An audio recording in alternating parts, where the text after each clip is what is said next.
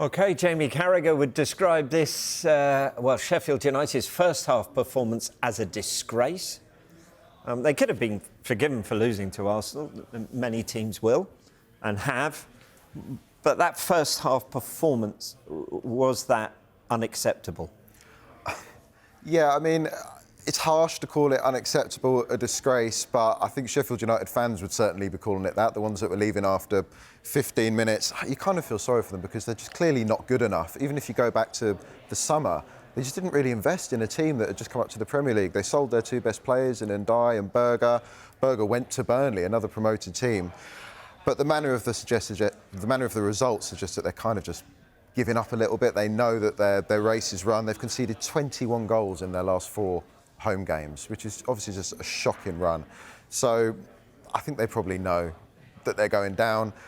Subconsciously, they're thinking, you know, with 3-4 goals down to Arsenal here, what's going to happen? Well, obviously they conceded a 5th and a 6th. So, yeah, you feel for the United players, but you really feel for the Sheffield United fans. Yeah, after a result like that, I guess the easiest thing for fans to do is blame the manager. But I've just heard what Joe has said there about the summer, the preparations, the fact that he wasn't in there at the start of the season. So is it too simplistic to point the finger at Chris Wilder, who in the past has done some amazing things for this club?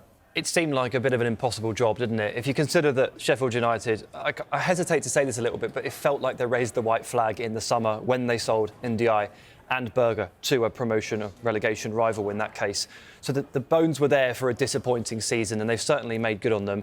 I don't think you can really ask that much more of Chris Wilder. I think he's been given a broken glass bottle and a tub of glue and asked to stick it back together. It's never going to happen. It's an impossible task.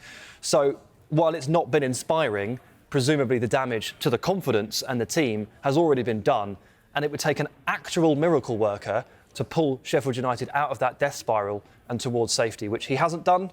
I'm not going to hold it against him. No, they've only won 2 league games, though, since his return. The number of goals conceded, Gail, as well, does not make pretty reading. How do they compare to other Premier League teams after this number of games? Well, it was 6 last night, wasn't it? 5 against Arsenal earlier on in the season. There's been some other big defeats, like the 8-0 against Newcastle, and it's perhaps no surprise to see that after 27 games, they do top the list of goals conceded, 72, with still a number of games left. Closest, Barnsley back in 97-98.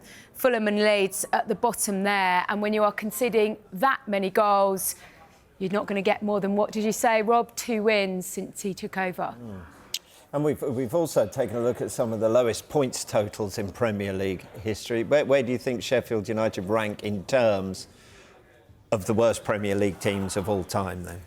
Well, they've already exceeded Derby's total, haven't they? So that's one hurdle cleared. They won't officially be the worst Premier League team of all time. But just thinking back over the last few years, yeah, that Huddersfield team, that was a mess, wasn't it? That was a really poor team. Sam, you'll know that Villa team, that was kind of a long time coming, that Villa team going down. But I think, well, look where they are now. They're doing really well. So it shows, you know, the grass can always be greener for teams like Sheffield United. But you look at this Sheffield United team, they've got the same manager in Chris Wilder that they've had before.